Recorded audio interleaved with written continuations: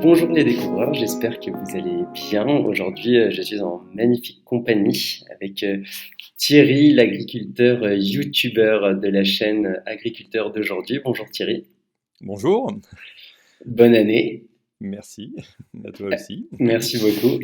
Et donc du coup, je vais peut-être te laisser te présenter aux auditrices et auditeurs en plus peut-être de ce que je viens déjà d'évoquer. Oui, alors donc je m'appelle Thierry Baillet, je suis agriculteur dans le Pas-de-Calais, à côté de Lens, quoi, dans le bassin minier. Alors je me suis installé il y a un peu plus de 25 ans maintenant, à la suite de mon père qui l'avait fait comme ça depuis au moins 13 générations. Donc on est, j'allais dire, les pieds dans la terre de Los Angeles depuis très longtemps.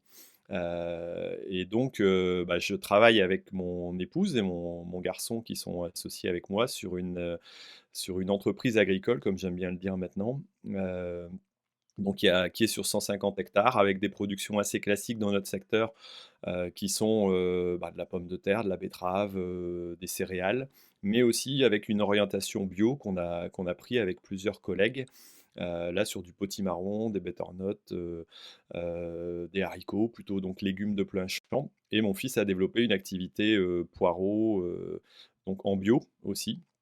Voilà, en production, là, il est en train de travailler, actuellement. et et puis on a aussi une activité de pension de chevaux centre équestre, voilà, qui a fait suite à une activité d'élevage de taurillons à l'époque où j'ai repris, parce que, voilà, le secteur et les conditions étaient plus propices à ça. Et on a aussi des salariés sur l'exploitation, et je travaille en CUMA, c'est-à-dire en coopérative d'utilisation de matériel agricole, où on partage ensemble, du matériel, en commun pour éviter d'investir seul.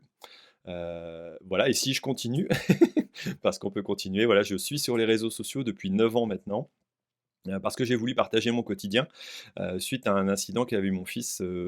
Voilà, pendant une année scolaire, il avait été harcelé parce qu'il était fils d'agriculteur, et donc je me suis dit: «Il faut absolument montrer ou expliquer notre réalité», et c'est là où j'ai pris, une caméra, et puis je me suis mis face caméra, expliquer, voilà, mon quotidien, pour montrer ce qu'on fait réellement, et pas laisser une image parfois un peu imaginaire de ce qu'on a de l'agriculture d'aujourd'hui.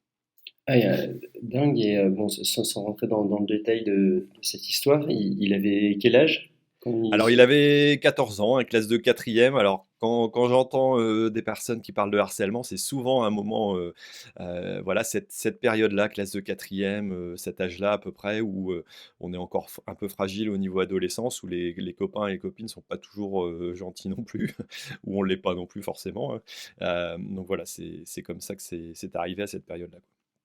Ok, hyper clair, et on comprend l'origine de la démarche. Donc, votre slogan, c'est l'agriculture mérite d'être expliquée. Enfin, en tout cas, vous le dites souvent.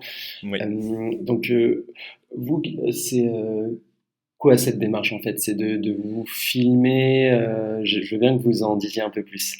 Oui, alors, voilà, pour moi, l'agriculture mérite d'être expliquée. Je me suis dit, à cette époque-là, heu, on a oublié de communiquer, nous, agriculteurs. On a pensé que c'était pas forcément utile, on s'est écarté, mais aussi, j'allais dire, le consommateur s'est écarté de l'agriculture, petit à petit, hein. Dans les années, 50 d'après-guerre, tout le monde allait chercher, son alimentation chez des agriculteurs, ou tout au moins dans les campagnes, mais en tout cas beaucoup de monde. Et puis l'évolution de la grande distribution, de l'agriculture qui s'est un peu spécialisée aussi, a fait que le contact avec les agriculteurs, a diminué. Le nombre d'agriculteurs a diminué drastiquement aussi, donc on n'a plus forcément toujours un grand-père, un tonton, un ami dans le milieu agricole, et donc on a perdu cette notion. On a encore des notions de l'agriculture parfois un peu passéistes, un peu fleur bleue, sans trop de machines, sans, voilà, avec tout ce que ça avait de côté bucolique parfois, mais mais aussi, de contraintes. Hem Et donc, montrer l'agriculture d'aujourd'hui, qui utilise plus de drones, et de satellites que l'armée, pas uniquement pour le plaisir, mais parce que ça l'aide à produire mieux, à produire avec moins d'intrants, de montrer l'évolution, voilà, des pratiques agricoles, parce que souvent on est apprécié du monde, du j'allais dire du grand public, mais nos pratiques sont mal comprises. Elles sont souvent critiquées, hein, l'usage de produits phyto, d'engrais, voilà, parce que mal comprises, et sûrement aussi mal expliquées. Je me suis dit qu'à un moment donné, il fallait prendre le temps de dire pourquoi on faisait ça. Après, ceux qui écoutent ont le droit de penser que c'est bien ou c'est pas bien, mais en tout cas, ça a le mérite d'être expliqué. Donc voilà, et je me suis dit, il fallait absolument utiliser tous les moyens modernes, donc YouTube, parce qu'on n'a pas toujours l'expression qu'on veut chez les médias, ou pas que pour montrer des choses sympas. Parfois, c'est pour les accidents climatiques ou quand ça va mal, hein. Les médias, c'est plus leur rôle quelque part et ce qu'on attend d'eux. Donc voilà, montrer cette diversité, cette agriculture moderne, il faut absolument, pour moi, utiliser tous les moyens aussi, marketing, communication. Voilà, c'est pour ça que l'agriculture, pour moi, mérite d'être expliquée. Et vous pensez du coup que c'est le rôle des agriculteurs, ou en tout cas de certains d'entre eux, certaines d'entre elles, de communiquer sur ce qu'elles font, sur ce qu'ils font désormais? Oui, je pense qu'on est dans une période aussi, il n'y a pas que l'agriculture, hein, les moyens médias qu'on peut avoir en tant que simple citoyen sont ceux qu'avait peut-être un président de la République il y a 30 ans, hein. On a les moyens de, voilà, de faire un podcast, de l'enregistrer avec des alors, certes, il faut de la technique et de la pratique, mais avec des moyens quand même relativement réduits, alors qu'avant, il fallait un studio radio, ou un studio télé, il fallait des grosses caméras, des gros moyens. Maintenant, avec son téléphone et un peu de technique, on peut faire des choses tout à fait bien, voilà, et on peut diffuser aussi, quoi. C'est un peu la qualité des réseaux sociaux, même si elle a d'autres inconvénients, mais bon, au moins, on peut, grâce à son expression, grâce à sa qualité particulière, percer, j'allais dire, sans forcément avoir fait des études dans les médias, avoir été journaliste ou être une star de la chanson, quoi. On peut, arriver maintenant à percer, donc c'est ça qu'il fallait utiliser, quoi, pour moi. Hmm. Mais c'est vrai, alors c'est peut-être comment dire, un préjugé, mais c'est vrai qu'on peut se demander si les agriculteurs et agricultrices, trop occupés par leur travail et aussi focalisés sur le fait de bien produire, euh, ont un savoir-faire, mais le faire savoir ne fait pas forcément partie intégrante de leur personnalité, on va dire. Il y a peut-être des métiers ou des types de profils qui sont plus à parler de ce qu'ils font. Peut-être que chez les agriculteurs, il y a cet aspect humilité et discrétion qui, en tout cas à la base, est un peu antinomique avec le fait d'ouvrir les portes de son exploitation, on va dire.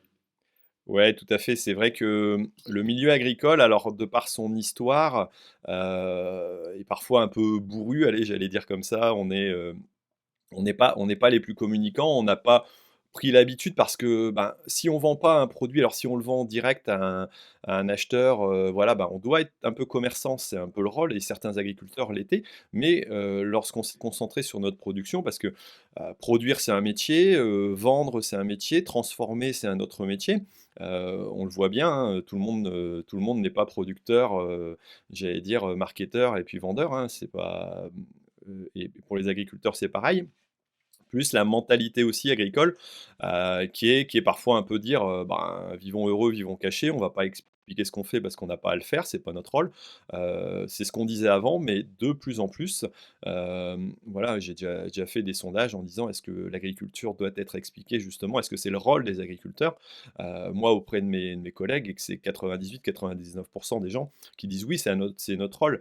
Avant, on le déléguait plus facilement à, des institutions, des Oui, des syndicats, fédérations. voilà, et puis des industries parfois agroalimentaires, hein, j'aime bien prendre l'exemple de la laitière. À un moment donné, quand on montre encore des publicités de la laitière avec une femme avec un fichu et qui verse le lait dans un bol, bon, c'est bien gentil, c'est beau, c'est certainement notre histoire, On fait plus mais comme c'est ça les pas yaourts. du tout la réalité, quoi. Faut faut pas se leurrer, quoi. Le côté sécurité alimentaire a obligé à mettre, bah, des habits blancs, le faire dans des labos et puis le faire de façon entre guillemets «un peu plus industrielle», mais aussi un peu plus sécuritaire, hein, la sécurité alimentaire s'est drastiquement améliorée, c'est pas pour rien et c'est pas en restant avec des pots en terre, dans des granges qu'on va arriver à faire ça, quoi. Donc, oui, les normes, j'allais dire de sécurité sont pour nous aussi. Donc il faut aussi montrer cette évolution. Même si elle est pas toujours, ben, on voudrait bien rester dans un monde encore un petit peu bisounours, quoi, mais non, ça évolue, quoi, donc il faut le montrer, quoi.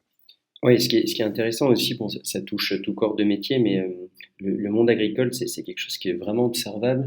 Il y a une Mmh. sorte de passation de témoins intergénérationnelle, et c'est vrai que on va dire les petits jeunes ou moins jeunes qui peuvent reprendre ou en tout cas prendre de plus en plus de responsabilités sont peut-être plus familiers avec ce type d'outils et même au-delà d'être familiers apprécient plus l'usage de ces outils et du coup ça se fait un peu naturellement. Il fallait aussi peut-être laisser du temps au temps, quoi. Oui, oui, tout à fait. Alors, je fais pas partie de la génération des réseaux sociaux, pourtant je m'en suis je m'en suis accaparé quelque part. Complètement, Heu, ouais. c'est voilà et c'est vrai que quand on voit, chez les jeunes, moi j'ai des jeunes collègues agriculteurs, ou agricultrices, hein, ce soit sur Insta, sur TikTok, sur YouTube, sur tous les réseaux existants, j'allais dire, ils prennent part comme n'importe quel jeune parce que pour eux, c'est devenu naturel. Et on a la chance d'avoir un métier qui est hyper visuel, quoi, et hyper varié. Heu, Moi, je peux montrer, je sais pas, 80 activités différentes, j'allais dire dans ce que je fais, que ce soit les foins, que ce soit l'irrigation, que ce soit les récoltes, les semis, la préparation des sols, le travail avec les animaux, c'est pareil, c'est toujours un peu varié. Il y a toujours des petites anecdotes, des moments sympas. On a j'allais dire, on a un cadre de vie alors, voilà, on peut en parler après, mais qui est pas toujours évident, mais qui est quand même, au grand air. On est vu mais on a aussi, des beaux paysages à montrer, des belles activités, voilà, un peu de matériel aussi, ça attire, les jeunes, quand on parle de «ferraille» entre guillemets quoi.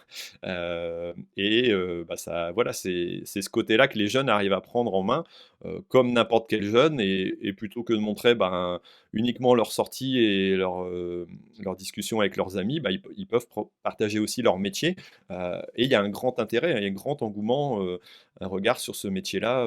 Voilà, il y a beaucoup, beaucoup d'audience sur le milieu agricole, même si on s'en rend pas compte, quoi. Mais oui, c'est un métier qui est intéressant visuellement, en tout cas. Tout à fait. On a un peu parlé d'acheteurs tout à l'heure, donc ça me Mmh. permet de revenir sur le sujet du circuit de l'alimentation. Alors évidemment, les agriculteurs, les exploitations sont assez diverses, mais dans les grandes lignes, est-ce que vous auriez pu nous expliquer le circuit de l'alimentation du champ à l'assiette, on va dire? Oui, alors c'est un circuit qui a bien évolué, hein. Quand on parlait d'histoire, c'est vrai qu'avant, ben, on pouvait produire le lait et puis le vendre quasiment, à la ferme, quoi. Ces circuits-là ont bien évolué. Alors, les circuits ont été pas mal pris en charge par des industries agroalimentaires. Alors pourquoi? Bah, parce que, les normes nécessitent parfois, l'industrialisation. Je veux dire, on va pas produire des boîtes de conserve et ça, c'est en rapport aussi avec l'évolution de la consommation, hein.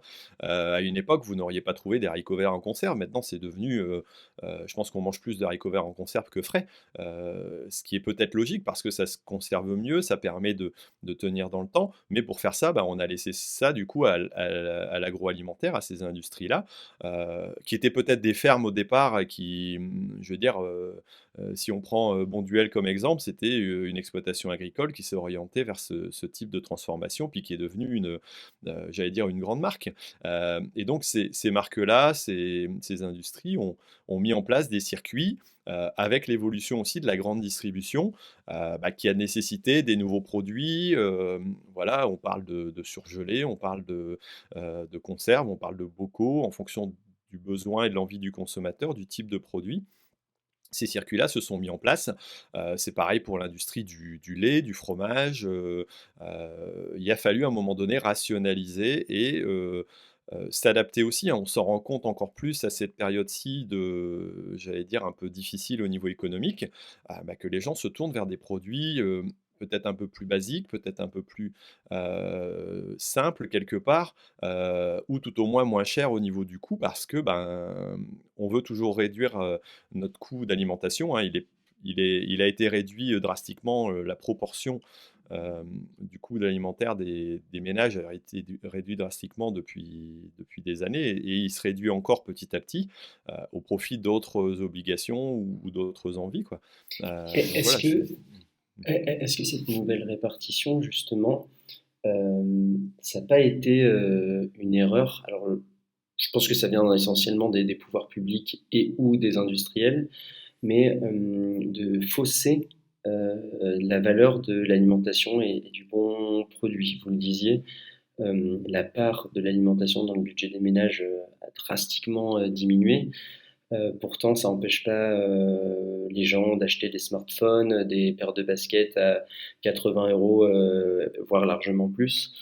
Euh, Est-ce que on a perdu la valeur des produits finalement? Parce que même en bout de chaîne, là je reviens sur les agriculteurs, ça devient compliqué de bien produire aussi et bien se rémunérer. Ah oui, oui, non, mais c'est vrai que c'est très délicat. Alors, moi, je me suis penché sur la question parce que bon, je ne l'ai pas signalé, mais j'ai écrit un livre aussi qui s'appelle Dans les bottes de ceux qui nous nourrissent, qui permet de comprendre aussi un peu de façon plus longue qu'une vidéo toute notre agriculture. Et quand j'ai fait ça, je me suis dit, tiens, je vais m'intéresser un peu au prix des produits agricoles d'il y a 30 ans, le prix que vendait mon père et le prix que je vends moi maintenant. Alors, à part là maintenant où on a eu une évolution, bah, due à la crise, hein, entre autres, Ukraine et puis, ces problématiques-là où les cours des céréales et puis d'autres produits ont bien augmenté. Voilà, il y a encore 2 ans, moi je vendais, au même prix en équivalent euro ou franc, donc pas majoré ni rien du tout. On était par exemple à 25, je vendais même moins cher mes betteraves par exemple que ce que le vendait, mon père ou moi au début de ma carrière, quoi. Et c'est pareil pour les carottes, on n'avait quasiment pas d'évolution ou très peu, c'était de l'ordre de 25 alors que le SMIC a évolué, dans la même, période, de 500 quoi. Donc forcément le coût alimentaire, bah, on a alors, on a mis moins de monde dans les champs parce que le système de mécanisation le permettait, mais on n'a pas augmenté les prix au fur et à mesure, et parfois on se pose la question, on se dit: «Mais comment ça se fait? Il n'y a plus d'agriculteurs, ils font plus à la main», bah oui, forcément, il y a des obligations de rentabilité et on a fait pour que ce soit de plus en plus rentable, de moins en moins coûteux, à produire, donc ça, c'est une chose, mais aussi la marge qui est laissée aux agriculteurs, en général, est très faible, quoi. C'est très, très faible et alors c'est une, concomitance entre, je pense un peu l'industrie agroalimentaire qui sait parfois mieux que les agriculteurs combien coûte le produit à produire et donc dit: «Ben, voilà, moi je peux vous l'acheter ce prix-là». La concurrence qu'il y a entre eux et puis la concurrence qu'il y a, au niveau de la grande distribution et l'idée de enfin, je trouve aberrant quand même qu'on mette de la baguette à des prix, dérisoires et c'est carrément dévalorisé pour moi, que ce soit l'agriculteur, mais aussi ceux qui le produisent autrement, quoi. Parce que ça devient des produits d'appel, on fait des promotions et on ne vit plus que sur des promotions et sur des coûts réduits. Alors je dis pas qu'il faut être trop cher en alimentation, hein, mais à un moment donné, il y a un équilibre et si les agriculteurs s'en sortent pas, bah, tout simplement ils finissent par abandonner ou leurs enfants reprennent pas l'exploitation et puis, ben, ça part à l'agrandissement puis on se dit: «Ah bah mince, comment ça se fait? Il y a de moins en moins d'agriculteurs, il y a de moins en moins de fermes, c'est de plus en plus gros». Bah, c'est tout Mmh. simplement une logique de prix. Donc voilà un peu par rapport à ça, ouais. Et par rapport à la qualité des produits, les produits du marché, sont-ils des produits plus sains, de meilleure qualité qu'en grande distribution ou pas? Parce que parfois, si je vous pose la question, je vois sur des fruits, par exemple des produits frais du coup, les mêmes étiquettes en grande distribution et sur le marché. Donc au final, j'ai l'impression que c'est présenté différemment, mais que ça vient du même endroit. Alors ça peut venir du même endroit, oui, oui, ben, de toute façon, il y a pas de miracle, hein, il y a pas des circuits qui sont toujours opposés. Alors si, on va avoir des producteurs maraîchers, qui font aussi leur marché, des producteurs locaux qui ont leur production, mais ça représente pas les agriculteurs qui vendent eux-mêmes leurs produits au marché, représentent pas la totalité des consommateurs. Voilà, pour exemple, nous on produit, du poireau bio, voilà, qu'ils partent en grande distribution ou qu'ils partent, j'allais dire à un négociant, aux mines, qui va le reprendre et qui va être vendu chez un comment? Chez un primeur, voilà, ce seront pas forcément, différents. Alors, on peut retrouver des différences de qualité parce qu'un primeur, par exemple, va avoir peut-être, plus la notion, le temps, de la qualité, choisir mieux ses produits, peut-être les acheter un petit peu plus cher, en faisant son choix parce qu'il sait que ses consommateurs vont pouvoir le payer. Et donc c'est là où on va retrouver mais oui, les produits peuvent être arrivés, j'allais dire d'un côté ou de l'autre. Heu, En termes de qualité, on a on a quelques sigles qui peuvent nous aider. On a les AOP, on a, si on veut partir en agriculture biologique, consommer voilà, des produits qui sont produits en agriculture biologique. Mais faire une différence, à mon avis, vous pouvez trouver les deux mêmes produits et des produits très sains et très bons aussi en grande distribution, tout simplement s'ils sont bien choisis. Après, là aussi où je pense qu'il faut faire et alerter le consommateur, c'est dire, euh, vu les contraintes qu'on a en France par rapport à nos types de production et qu'on n'a pas à l'extérieur, pour moi, l'origine est très importante. De toute façon, le local prend de plus en plus d'ampleur quelque part dans l'idée des consommateurs, parce que oui, c'est une réalité, que ce soit pour la production elle-même, parce qu'on a des contraintes drastiques, mais aussi pour l'environnement, que ce soit en transport ou en distribution, où là, bah, c'est pareil, c'est pas les mêmes conditions, quoi. Donc je pense que c'est plus ces critères-là qu'il faut regarder. Oui, ce qui est intéressant dans ce que vous décrivez, là je prends l'exemple du bio, avec sa démocratisation et qui en soi est une bonne chose. C'est vrai qu'on constate que le bio, par exemple, qui vient d'Espagne ou d'Italie, est bien moins cher que le bio Hmm. français. Et ça rejoint ce que vous dites, c'est que c'est pas produit dans les mêmes conditions phytosanitaires, même sociales, socio-économiques pour Social, les oui, tout à fait, travailleurs ouais, c'est ce côté-là là-bas. aussi qui est important, oui. Bah, je vous laisse développer à la limite, parce que je pense que c'est un discernement à avoir, notamment sur ce Oui, oui, label-là. ben, alors, on est tous conscients que, voilà, en France, on n'a pas les mêmes contraintes sociales, qu'en Espagne ou qu'en Italie ou que dans des pays du Maghreb ou d'autres régions où, par exemple, les salaires ou les conditions de travail sont pas les mêmes que chez nous. Donc forcément, un produit bio, globalement, nécessite souvent plus de main-d'œuvre, parce que, bah, on n'a pas les outils de la chimie, qui permettent de réduire le travail. On doit désherber à la main. Je prends, nos poireaux, bah, voilà, on doit les désherber à la main, on doit passer, avec le Plus tracteur et la souvent, pineuse ouais. pour passer entre 2 plus souvent, plus régulièrement.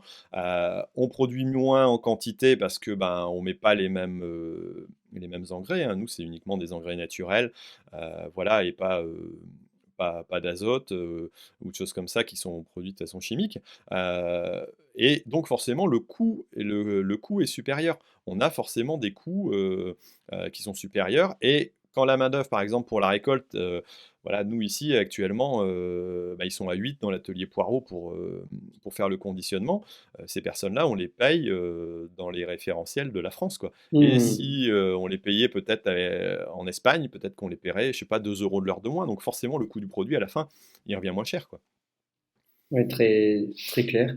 Et du coup, alors le bio, puisqu'on en parle, est-ce que pour vous, c'est un vrai référentiel pour le consommateur ou pas? Et même si vous pouvez rentrer peut-être dans le détail des labels à suivre pour s'y repérer.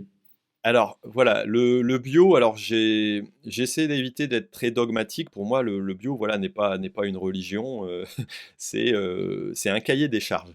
Le cahier des Mmh. charges de l'agriculture biologique, voilà, impose de ne pas utiliser de produits d'origine, chimique, donc qui ont été transformés. On a le droit d'utiliser des produits comme du soufre ou du cuivre, c'est parfois d'ailleurs, critiqué au niveau de la bio, mais on a le droit, voilà, d'utiliser des produits qui viennent, naturellement du sol, que l'on trouve dans des carrières ou dans des mines. Voilà, c'est un peu comme ça. Alors, il y a tout un protocole, hein, c'est pas simple. On peut utiliser, voilà, des insecticides, par exemple. Alors, en général, il y a beaucoup moins de produits, voilà, qui peuvent être utilisés. Leur nature est donc beaucoup plus limitée. Je vois C'est peut-être en moins poireau. concentré aussi. Ouais, alors oui, c'est moins concentré, c'est moins efficace. Donc forcément, bah, les résultats sont pas les mêmes, hein. Les poireaux ont toutes des maladies, ça arrive, hein. On a, voilà, des champignons qui viennent les attaquer et puis, ben, en bio, c'est parfois aussi où on voit parfois des différences de présentation, de qualité qui même si, en général, la grande distribution exige des qualités qui sont Oui, au top quand même pour ça. ça c'est hyper, ouais, mais ça c'est hyper intéressant parce que c'est vrai qu'en tant que consommateur, on a été là aussi trop habitué. On parlait de la dévalorisation tout à l'heure au niveau du prix des produits. On a aussi été trop habitué à une forme de standardisation des produits Tout à fait. et de calibrage. C'est que un produit, plus il est naturel, plus, entre guillemets, il peut être un peu abîmé, forme irrégulière, taille irrégulière, et c'est plutôt finalement des bons symptômes. Ouais, non, mais c'est sûr que oui, alors, est-ce que c'est bon, c'est pas bon? Enfin, j'allais dire, je vais pas rentrer là-dedans. On peut avoir une très belle qualité avec un poireau bio, par exemple, ou un autre produit bio, hein. C'est pas forcément plus dégradant, mais c'est vrai que le problème, c'est que le consommateur, alors, je vais dissocier un peu. Il y a le citoyen qui veut manger bio, qui est prêt à payer plus cher, voilà, qui va avoir envie d'avoir une démarche plus responsable. Et puis il y a le consommateur qui sort avec son caddie à un moment donné, ben, quand il voit le prix, bah, il fait son choix et puis il dit, «OK, je vais» Mmh. voilà.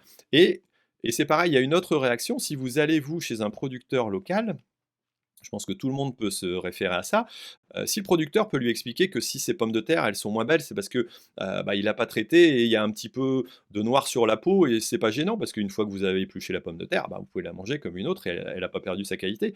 Et ben, les gens vont l'acheter facilement. Si vous mettez la même en grande distribution, elle ne partira pas parce qu'il y a pas l'explication, parce que, bah, les gens ont l'habitude d'aller toucher, d'aller regarder et ils achètent avec leurs yeux plus qu'avec leur goût, hein. On parle par exemple de la perte de qualité sur les tomates à un moment donné où on dit la tomate n'a plus goût. Voilà. Qui est-ce qui a décidé? C'est parce qu'il fallait qu'elle soit rouge, qu'elle tienne longtemps en consommation, en conservation. Et puis si elle avait du goût, bah, c'était bien, mais si on n'en avait pas, c'était pas grave. Et ça, c'est voilà la grande distribution, le consommateur à un moment donné, qui décide aussi parfois de ces choses-là. Il est orienté bien entendu, mais voilà, donc on peut, par rapport à ça, retrouver des différences et je pense qu'il faut faire attention en tant que consommateur, de savoir ce qu'on veut faire et là où on va, quoi. Et Et on c'est en vrai que revient ça aussi. mmh. Pardon, allez-y. Ouais, non, non, mais voilà, et pour revenir un peu sur la bio, bah, voilà, le cahier des charges est tel qu'il est, donc il impose forcément, moins de résultats et plus de temps, donc à un coût supplémentaire. Pour moi, l'intérêt de la bio, est-ce qu'au niveau santé, alors si on a, j'allais dire une allergie, aux produits chimiques et qu'on veut en faire utiliser moins, bah, je pense que c'est très bien. Est-ce qu'on sera plus malade ou moins malade? Il n'y a pas tellement de vérité là-dessus, je pense. Par contre, c'est sûr qu'en partant sur un cahier des charges bio, on va utiliser un produit, qui sera nécessairement pour moi quand même plus équilibré vis-à-vis de l'environnement parce qu'il y aura moins d'utilisation de produits. À l'inverse, on va produire moins en quantité, donc on va utiliser plus de terre. Va venir une problématique demain de produire 60 de plus de produits à consommer pour nourrir tout le monde.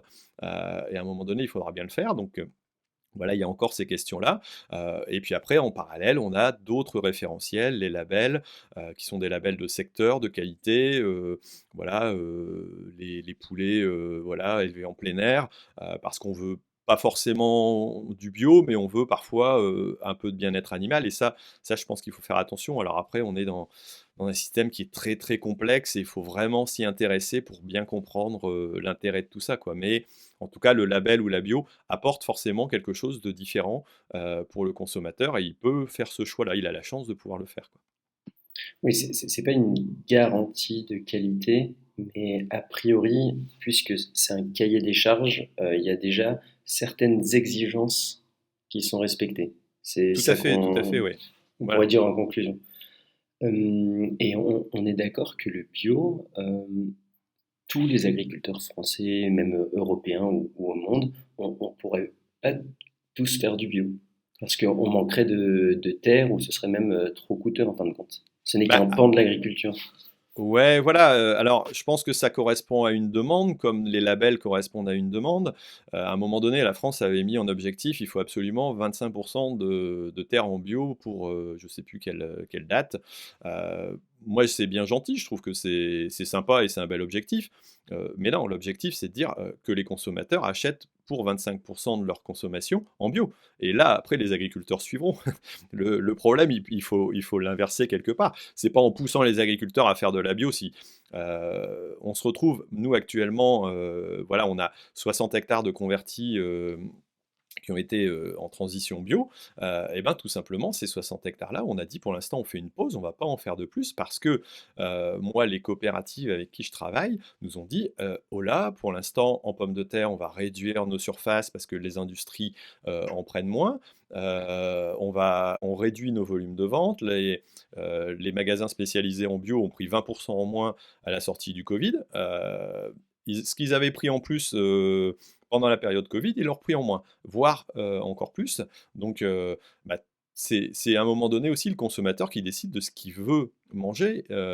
Et pour moi, vouloir orienter en disant, ouais, il faut absolument telle quantité. Et oui, alors la question, est-ce que si on passait en bio demain, on pourrait nourrir toute l'Europe? Alors, peut-être. Il faudrait certainement optimiser, il faudrait certainement arrêter de gaspiller aussi parce qu'on gaspille encore beaucoup. Et il faudrait aussi accompagner tous les pays qui ont des potentiels agricoles mais qui ne les exploitent pas assez, hein. Je pense à des pays d'Afrique par exemple. Il faudrait qu'ils aient des moyens, des techniques qui sont, voilà, qui sont plus adaptées. Et donc ça, c'est important, quoi. Vous faites allusion au gaspillage. Je veux bien que vous développiez là aussi. Ouais. Alors c'est vrai que le gaspillage, on en est tous responsables, hein. Je suis pas le dernier à acheter des produits parfois qui sont périmés parce que je les ai pas utilisés. Alors il y a plusieurs sortes de gaspillage, hein. Moi je vois dans une première partie, dans la production, il y a certainement par exemple au niveau des producteurs à parfois améliorer leur process, mais hem la grosse partie du gaspillage est due, aussi au cahier des charges, entre autres, qu'on nous impose. Donc, je vois, moi, j'ai des poireaux, pour prendre cet exemple-là, si jamais on enlève la racine, alors on va pas couper le bas du poireau, mais si on n'a pas de racine, par exemple, le poireau, on va pas pouvoir le mettre parce que, au niveau du commerce, bah, ils veulent des poireaux avec des racines. Parce qu'un poireau, ça se vend avec des racines. Alors pourquoi? Ça sert à rien, tout le monde les jette, hein, si j'ai déjà vu sur des émissions de télé où ils les avaient utilisés, mais je pense que, la moyenne des Français les jette quand même, quoi. Donc, et c'est pareil pour le verre du poireau. Tout le monde n'utilise pas, ou tout au moins l'ensemble des verres des poireaux, parce qu'on peut en faire simplement une soupe et souvent, c'est plutôt le blanc de poireau qu'on va utiliser parce que c'est plus agréable. Voilà, par exemple, si on prend sur ce produit-là, parfois si un verre est pas très beau, au-dessus, ah ben, pour autant on va j'allais dire, on va l'éliminer et nous on est obligé d'en jeter. Alors, au début quand on démarre une production, on est un peu atterré par ça, puis après on s'habitue, comme tout on s'habitue, puis on sait que si on laisse ce poireau-là, bah, tout simplement on va avoir une palette qui va nous revenir parce que l'acheteur va nous dire: «Non, non, ça correspond pas aux critères de qualité que je vous ai mis», donc voilà, il y a déjà cette partie-là qui fait qu'à un moment donné, on est très, heu, on fait très attention parce que sinon ça va nous être retourné. Alors il y a certainement j'allais dire le gaspillage qui peut arriver aussi en magasin, hein, parce que, la commande a été faite de façon plus importante ou parce que les consommateurs ont baissé ou ont moins acheté à ce moment-là. Voilà, et à un moment donné, bah, certains produits, si on en a en grande quantité une année, puis pas une grande quantité, on peut pas tout stocker, quoi. Donc, il arrive aussi que certaines productions soient détruites en champ. Nous, l'année dernière, on n'a pas vendu la totalité de nos poireaux. Alors ça fait mal aux tripes, mais bah, une fois qu'ils ont été montés, parce qu'ils montent et ils finissent par faire des graines, et bien, ils sont impropres à la consommation, il était trop tard. Donc voilà, c'est aussi une perte quelque part. Après, voilà, chez le commerçant, chez la grande distribution, il y a de la perte. Et puis après, bah, chez le consommateur, bah, parfois, s'il a pris, j'allais dire, une barquette et que dedans il y avait, je sais pas, 5 bancs de poireaux, puis qu'il en a besoin que de 4, ben, le dernier il va le jeter. Voilà, donc il y a tous ces côtés-là aussi, qui font que, bah, on a un gaspillage qui est important, même si globalement en France, on est quand même relativement très soft par rapport à d'autres pays, quoi. Ouais, et à chaque maillon de la chaîne, en fait, quelque chose pourrait être fait, si je comprends bien. C'est que personne n'est uniquement responsable, entre guillemets. Ouais, voilà. J'ai mon chien qui me rappelle qu'il est présent. Et ben, il a bien raison, il est chez lui. Euh, Par rapport au bouleversement climatique et écologique, dont on Oui. parle souvent et à raison, j'aurais aimé que vous me parliez de l'impact constaté sur votre travail au quotidien par rapport à ça, si voilà, vous avez vu des évolutions. Oui, alors c'est vrai que je pense qu'il y a pas tellement de climato-sceptiques en agriculture ou de moins en moins parce que, Ouais, vous êtes les heu, premiers exposés on est les typiquement. premiers, voilà, et on se rend compte que les années se suivent et depuis 5 ans maintenant, par exemple, en termes de déséquilibre, on a eu des années, très sèches, très hautes en température. L'année dernière chez nous, ça n'a pas monté trop haut en température, mais sur des très grandes longueurs de sécheresse. Donc là, c'est très délicat. L'année d'avant, c'était l'inverse, où ça n'a pas arrêté de pleuvoir, même à la moisson. On a fini un mois après avoir commencé, alors que d'habitude, on met 10 jours. Parce que c'est pareil, on a été pris de pluie tout le temps. Voilà, donc ce déséquilibre, ce dérèglement climatique, bah, oui, on s'en rend compte, on a eu une période de gel, mais là, en ce moment, bah, c'est quand même des températures qui sont anormalement hautes. Bon, on a de la pluie pour l'instant, donc je pense que ça, même si ça tombe tout doucement, bon, on le retrouve tout doucement quand même, quoi. Mais oui, ce dérèglement climatique, quelque part, joue beaucoup sur nos productions. Alors, si on prend, par rapport à, j'allais dire, aux réserves d'eau, par exemple, hein, on voit ce qu'il y a pu y avoir entre, l'écologie et je pense que je peux me considérer comme un agriculteur voilà, écologiste. Je respecte la nature et je fais attention, peut-être plus que d'autres, parce que comme tout le monde, voilà, tout le monde ne respecte pas tout, mais à un moment donné, il faut aussi être pragmatique, quoi. On a un rôle, on a, une mission quelque part de nourrir aussi les Français. À un moment Ouais. donné, une plante, elle a besoin de gaz carbonique, elle a besoin de soleil, elle a besoin, de terre, de minéraux, mais elle a besoin d'eau aussi pour pousser. Ouais, on voit de temps en temps des gens qui s'amusent à mettre des vidéos sur YouTube en disant: «Ouais, je produis sans eau». Alors, peut-être qu'en ayant certaines pratiques dans des jardins avec beaucoup de minéraux, avec beaucoup d'apports, voilà, de choses diverses, À petite échelle, en quoi. en permaculture à petite échelle, on peut peut-être arriver à réduire, et même en agriculture, on peut réduire, grâce à différents leviers, nos consommations d'eau. Mais à un moment donné, il en faudra quand même un petit peu, et si on a 3 mois sans eau, la plante, elle peut pas tenir. Même si elle a été très bien choisie au niveau des variétés, parce que c'est une espèce qui est plus résistante, ça c'est un élément. Même si elle a été bien travaillée et si son sol a été respecté, ça c'est un élément important. Voilà, à un moment donné, il en faudra quand même pour arriver à produire les mêmes résultats, quoi. Donc, on a certainement des efforts aussi, nous, à faire par rapport à ça, mais il faut aussi qu'on, comme tout humain, on a joué sur on a fait évoluer notre cadre de vie, et il faut qu'on puisse le faire encore, que ce soit pour l'eau. Voilà, après, il faut le faire intelligemment et pas le faire de façon imbécile, mais euh, souvent, on connaît assez mal les restrictions qu'on a en France en termes de, voilà, par exemple, lorsqu'on fait un bassin de rétention.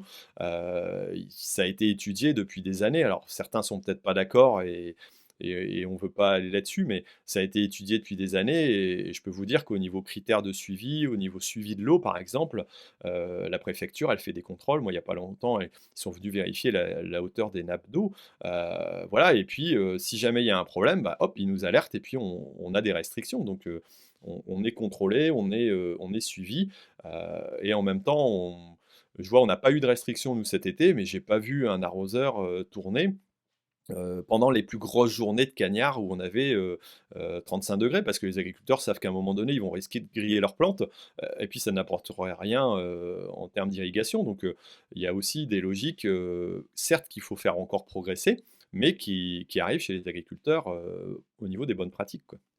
Mmh. Et on parlait de qualité tout à l'heure, donc il y a un enjeu de mieux produire, avec de plus en plus de contraintes. Là, on parle de la contrainte climatique et de ressources. Donc, il faut innover. Vous parliez de Oui. levier, donc ça permet de faire la transition sur le rôle de la technologie dans le monde agricole. Quel est-il? Parce que vous le disiez aussi en préambule, souvent on a l'image de l'agriculteur voilà, qui fait ça limite comme il y a encore 150 ans, alors que c'est un domaine hyper technologique et connecté. Ouais, tout à fait. C'est vrai que la technologie, alors, j'ai dit tout à l'heure qu'on utilisait plus de drones et de satellites que l'armée. C'est vrai, on est en moyenne plus connectés que les Français, ou plus souvent connectés. Pourquoi? Parce que, bah, on a besoin d'avoir des référentiels, ne serait-ce que la météo, quoi. Moi, j'ai dans mes onglets ouverts, H24, un onglet météo, parce que je sais que ça va m'intéresser. Alors moins à cette période-ci parce qu'on a moins d'activité extérieure, et encore, l'arrachage des poireaux, on y est, donc ça nous intéresse quand même, mais on ne pourra pas y jouer beaucoup. Mais pour avoir des fenêtres d'intervention et puis savoir ce qu'on fait. Donc les premières technologies, bah oui, c'est les satellites, les drones. C'est aussi de plus en plus aussi, par exemple, on parlait d'irrigation. des systèmes avec des capteurs qui sont dans le sol et qui permettent de vérifier l'état hydrique, voilà, et si la plante risque de manquer ou pas. Donc ça nous permet de limiter le nombre d'interventions, par exemple. On avance de plus en plus vers des modélisations aussi qui font que bah, on a une station météo dans telle ou telle parcelle, parce que euh, la difficulté, c'est que tous les climats en France et tous les secteurs ne sont pas identiques. Il pleut beaucoup plus à des endroits qu'à d'autres, et même parfois à 3 km d'intervalle, on a des écarts qui peuvent être importants. Donc plus on sera précis sur le lieu où on agit, plus on sera efficace et on interviendra au bon moment et sans excès, quoi. Donc voilà, tous ces outils-là de modélisation qu'on appelle nous des OAD, des outils d'aide à la décision, sont importants, que ce soit pour l'irrigation, que ce soit éventuellement pour des interventions aussi qu'on appelle voilà, contre les maladies, hein, parce que bah, on a des champignons qui peuvent nous ravager une culture, hein. On a parlé des betteraves par exemple, et là c'est un virus qui est venu avec des pucerons, mais si voilà, si on travaille pas avec ça et si on ne réfléchit pas, bah, on peut avoir 50% de pertes dans une production. Alors, ça a failli entraîner la disparition j'allais dire, d'une filière en France, quoi.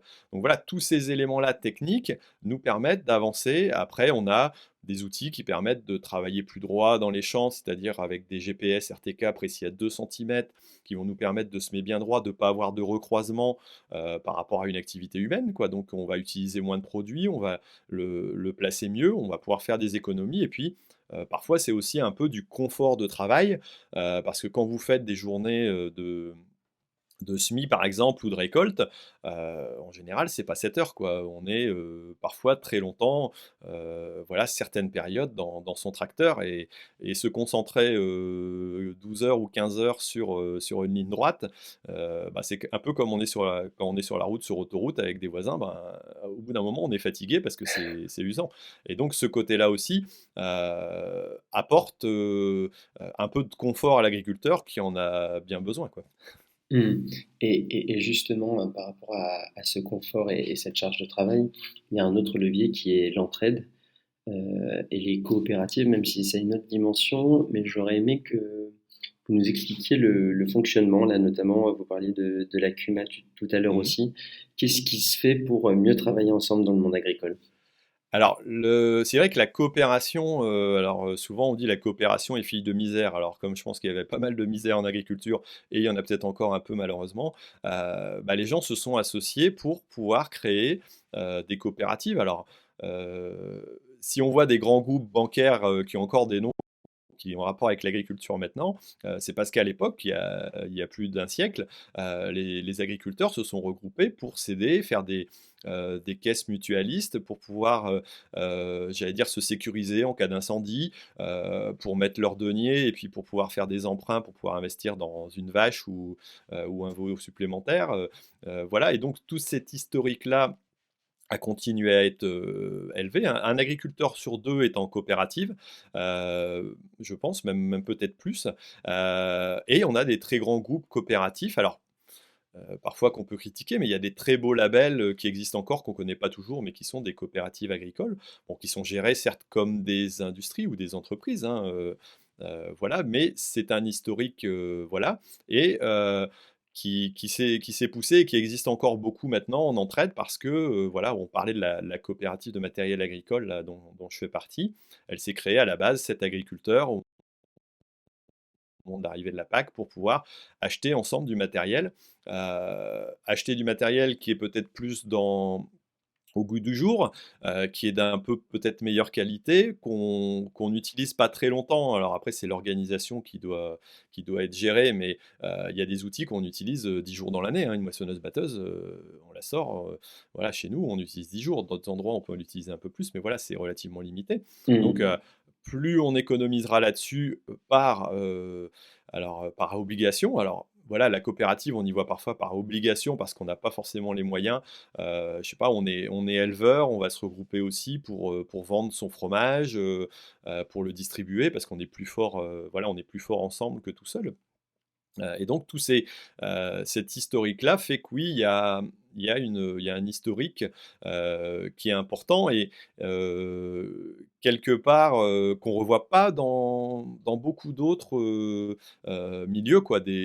Des structures, j'allais dire coopératives en industrie, on en a très peu quand même, quoi. Ça Ouais, existe un peu, hein, mais justement, ouais. Vous pensez que le monde agricole, du coup, constitue un bon exemple, une belle source d'inspiration pour d'autres secteurs alors, dans cet ordre-là?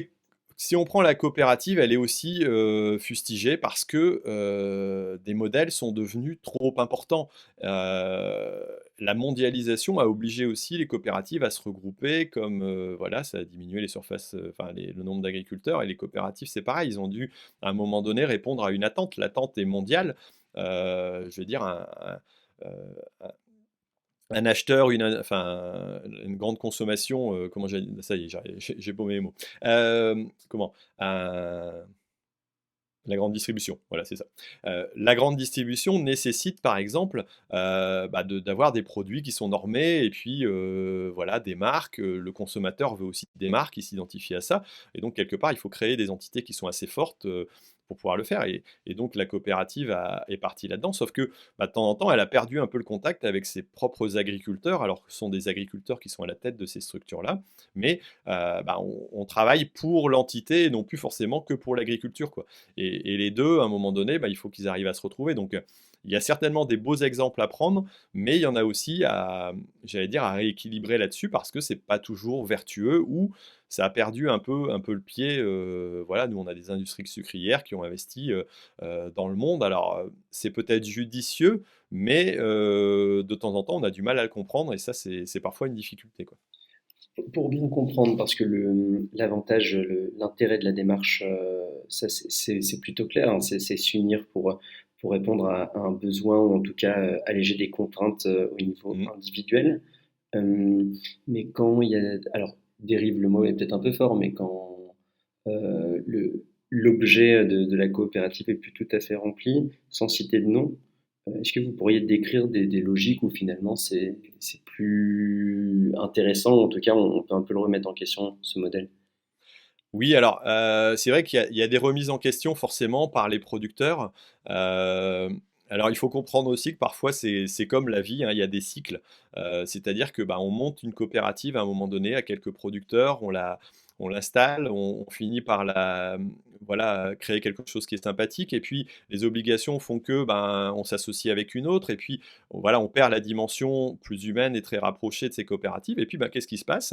C'est que de temps en temps d'autres groupes plus petits se retrouvent entre eux et puis recréent des structures qui vont être des petites coopératives qui vont prendre voilà, des dimensions plus petites parce que quand un système ne correspond plus à ces agriculteurs, quelque part, ils vont finir par le quitter. Alors, il y a toujours un attachement et puis un intérêt à rester en coopérative. Moi, je travaille en coopérative pour les produits bio, entre autres, et on ne voudrait pas changer parce que ce sont des structures qui restent à taille humaine, avec un intérêt, avec qui on peut discuter facilement et où l'agriculteur a encore une emprise. Donc, oui, il existe quelques modèles qui ont peut-être un peu oublié leur origine et par nécessité aussi, hein, parfois, on ne peut pas tout critiquer non plus, hein, voilà, sont partis dans je pense à des groupes bancaires ou assurances, à un moment donné, des tout petites structures, elles ont fini par disparaître parce que, elles n'étaient pas viables, rentables ou n'avaient pas, ce qu'il fallait, quoi. Donc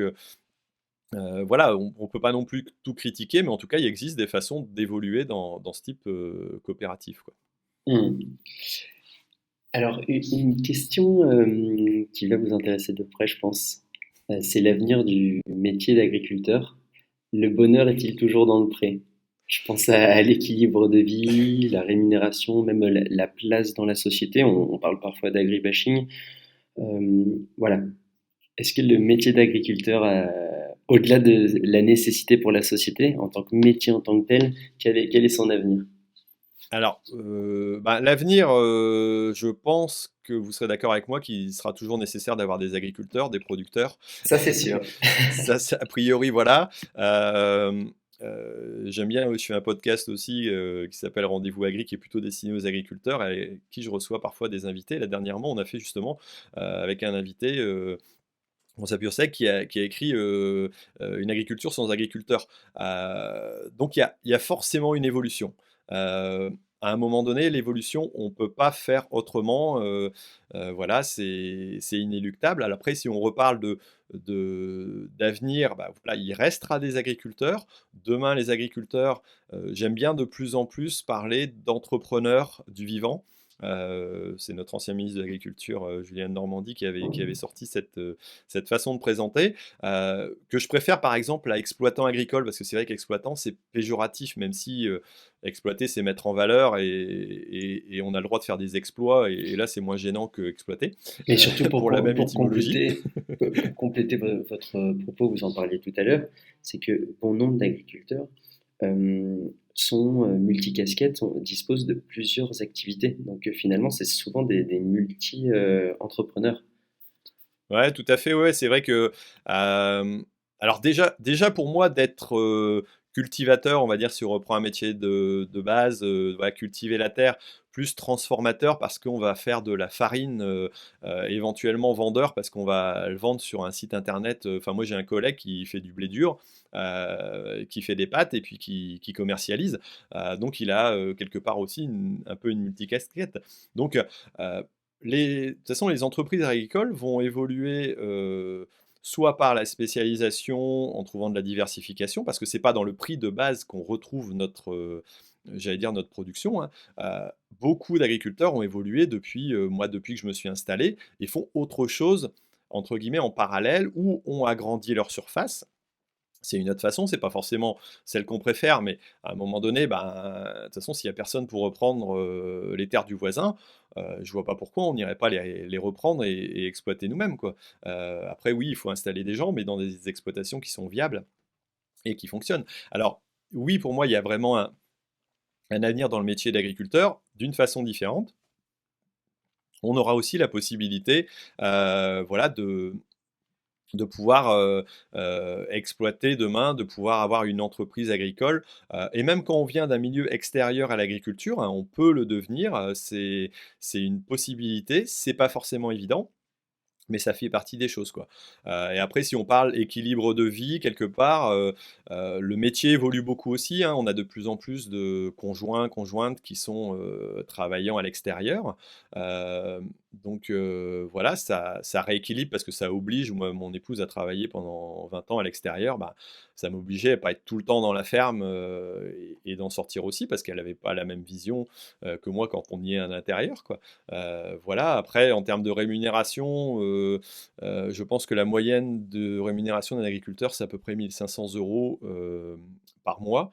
On en a beaucoup aussi qui sont en dessous. On a un tiers qui est en dessous du seuil de pauvreté. Donc, c'est pas toujours évident non plus, malgré tout, hein. Et parfois, ils ont aussi une double activité. C'est ce qui peut faire comprendre que le revenu agricole soit pas si élevé que ça.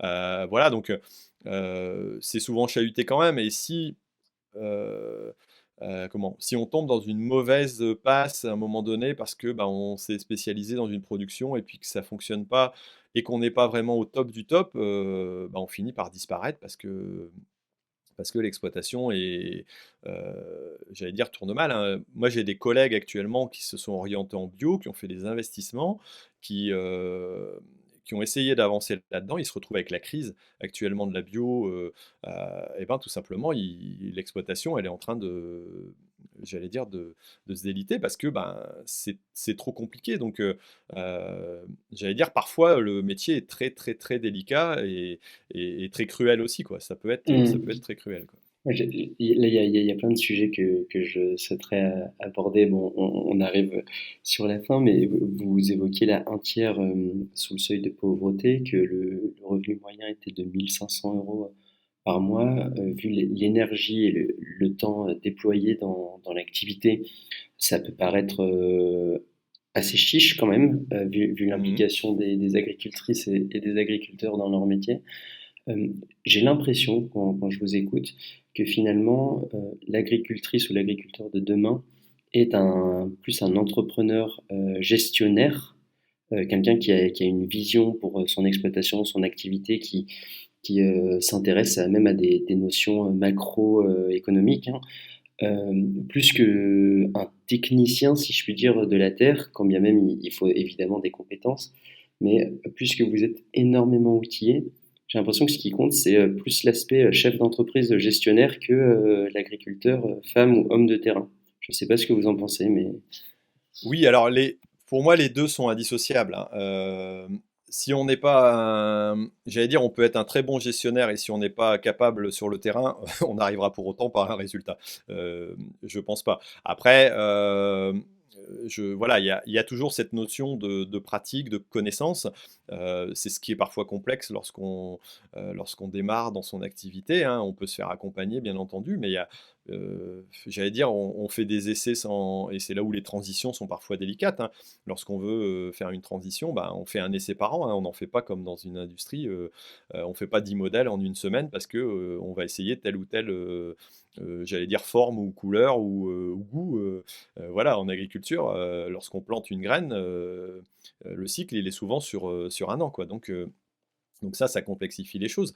Heu, donc forcément, il faut être un bon technicien aussi, mais après, oui, de plus en plus, des bons techniciens arriveront peut-être à s'en sortir, mais si à un moment donné, ils font des mauvaises erreurs, enfin ils font des mauvais choix, pardon, et des erreurs donc en termes de gestion ou de suivi, bah, parfois c'est pas de chance, hein, j'en sais rien, moi, celui qui s'est lancé dans le poulet, en batterie à un moment donné, il était peut-être bon technicien, et pour autant, bah, tout d'un coup, la consommation s'est retournée et puis, hop, bah, il se retrouve en difficulté. Alors c'est peut-être pas un bon exemple, au niveau social, mais bon voilà, en tout cas, c'est respect animal, mais en tout cas, voilà, ça peut en être un, quoi. mmh. Mais voilà, donc après oui, il y a tout ce côté, pour moi, voilà, entrepreneur, qui est important parce que, les mauvais choix vont conduire à des difficultés, donc il y a énormément d'équilibre à trouver dans nos métiers avec le type de production, les espèces, la commercialisation. Donc oui, il faut avoir des tableaux de bord, assez calés et puis, heu, en plus, on se fait quand même secouer énormément par l'environnement, quoi. Alors là, concrètement, par exemple, oui, on vend des céréales plus chères, mais ça veut dire aussi que ceux qui font des poules, par exemple, ben, payent plus cher leur alimentation. Est-ce qu'ils peuvent répercuter au prix, par exemple, pour les œufs, ce prix-là, ben, c'est pas forcément évident. Donc les céréaliers vont être contents, des éleveurs peut-être moins. Et encore, le céréalier, ben, lui, il va se retrouver avec des intrants, des engrais, des coûts de carburant qui ont drastiquement augmenté aussi et donc bah, il se retrouve un peu en difficulté et quelque part, parfois l'effet ciseau est pire que l'équilibre, et ces problèmes de déséquilibre-là font qu'à un moment donné, bah, parfois on a, ouais, des prix élevés, mais on a des achats élevés aussi et puis pour finir, ben, une année ça va aller, puis l'année suivante, si on est dans la mauvaise période, on vend moins cher et on a acheté cher, bah, ça y est, on se retrouve dans le rouge, quoi. Ouais, il y a un vrai aspect analytique, mais en fait, Mmh. ce à quoi me fait penser ce genre de situation, c'est comme les personnes qui se lancent en cuisine, en restauration. Vous voyez, Mmh. vous pouvez être très talentueux en cuisine et c'est ce qu'on vous demande, hein, c'est votre métier, Mmh. vous êtes chef. Mais si au final vous êtes un mauvais gestionnaire, quelle que soit la qualité de vos assiettes, vous allez mettre la clé sous la porte. Alors que si Tout vous à êtes fait. un cuisinier, enfin un chef, pardon, moyen, si vous êtes bon gestionnaire, vous allez vous en sortir. Mmh. Et j'ai Tout à l'impression fait. que c'est un peu le même parallèle. Ouais, tout à fait et c'est ça parfois qui pousse aussi, on voit l'évolution des métiers de l'agriculture, avec des associations, alors nous on est à 3, c'est en famille, mais pour autant on a aussi nos qualités et nos défauts chacun et parfois qui se complémentent bien. Heu, Lorsqu'on travaille en coopérative parfois ou, voilà, par exemple, le fait de déléguer à une coopérative la commercialisation, c'est parce qu'on juge, qu'on serait pas bon ou qu'on n'aurait pas le temps et à un moment donné, on peut pas tout faire bien, il y a une publicité qui passe, là en ce moment en disant, voilà, pour, je sais plus quoi, mais, on peut pas, faire, la cuisine, ses casseroles, ses couverts, forger, j'allais dire ses poêles et puis construire sa table en bois.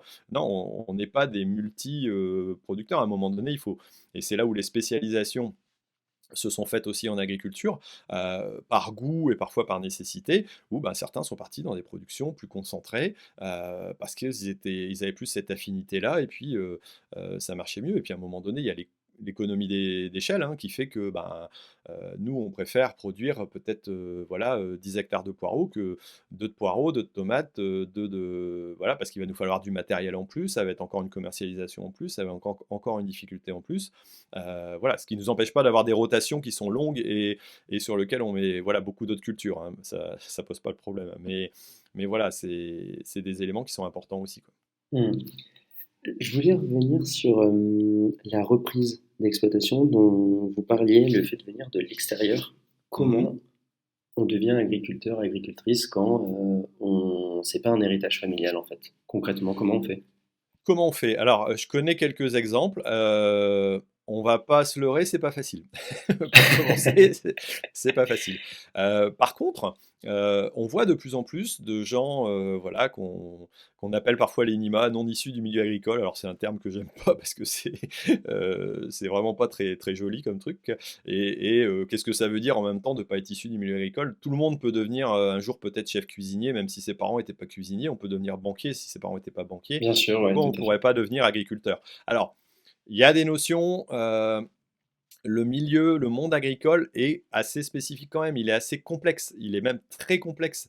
Moi je suis à plus de 1000 vidéos sur mon YouTube et pour autant j'ai pas l'impression d'avoir expliqué tout et même dans mon bouquin, j'ai pas forcément expliqué tout. Mais, voilà, ça c'est assez complexe à comprendre parce qu'il y a tout un historique. Alors quand on vit dedans au départ, on le suit, hein. Moi j'ai suivi mon père, enfin mes parents, dans les productions. J'ai vu un petit peu comment ça se passait, je vois comment ça se passe au niveau financier avec la banque, je vois comment ça se passe avec des collègues, les relations avec des collègues, parce qu'il y a toutes ces notions-là. Je comprends la notion de coopérative, par exemple, ses atouts et ses limites.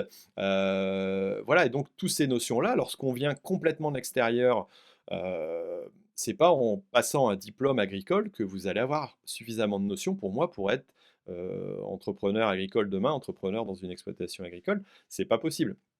Il faut, il faut pour moi beaucoup d'envie, déjà, parce que c'est des métiers passion, on y passe du temps, on est rémunéré parfois bien, hein, certains gagnent très bien leur vie, d'autres un peu moins, mais moyennement, c'est pas en tout cas la profession dans laquelle on gagne plus d'argent, c'est clair. On y passe du temps, mais voilà, donc pour moi, les critères importants, c'est déjà être passionné. Alors, pas être non plus aveugle à l'inverse, hein, parce que si on est fada, ça peut devenir compliqué. Hmm. Être très ouvert quelque part, aller découvrir si on est jeune et qu'on veut s'intéresser à ça, on peut commencer par des études agricoles, hein, bien entendu, hein, c'est même conseillé, pouvoir faire des stages, aller voir chez son voisin, aller y travailler peut-être l'été, voilà, et puis découvrir petit à petit. Heu et puis à la suite, peut-être, devenir, salarié agricole ou travailler dans le paragricole pendant quelque temps pour pouvoir, assimiler, comprendre, voilà. Moi, j'ai mon garçon qui s'est installé jeune, même s'il était fils d'agriculteur et dans le milieu, pour autant, il connaît pas tout et il apprend encore maintenant. Ça peut être aussi, pourquoi pas, de s'associer avec un agriculteur. Moi, je connais des agriculteurs qui cherchent, à s'associer, même avec des gens qui sont pas issus dans le milieu agricole. Alors, c'est pas les plus grandes fermes, mais c'est souvent plus en élevage, parfois en maraîchage ou dans des productions bio, par exemple, où là, ils vont chercher un collaborateur, voire même un associé. Moi, j'en ai vu qui ont été salariés, qui ont été associés et puis après qui ont repris l'entreprise agricole. C'est pas si évident que ça, mais c'est toujours possible. Donc voilà, je pense que j'ai expliqué un petit peu ça. Je vais m'arrêter parce que sinon je pourrais encore en dire beaucoup. Mais non, mais c'est très clair. Ce que je comprends, c'est qu'il faut que l'immersion pour un domaine qui est complexe doit être progressive, donc soit entre guillemets un peu plus traditionnellement pendant une éducation. Voilà, son père ou sa mère est agriculteur et on baigne dedans pendant des années, Mhm, c'est tout progressif. à Ou fait, ouais. en venant de l'extérieur, se renseigner, faire des stages, d'abord devenir salarié et monter en gamme entre guillemets et en nombre de tâches à effectuer, à comprendre progressivement, quoi.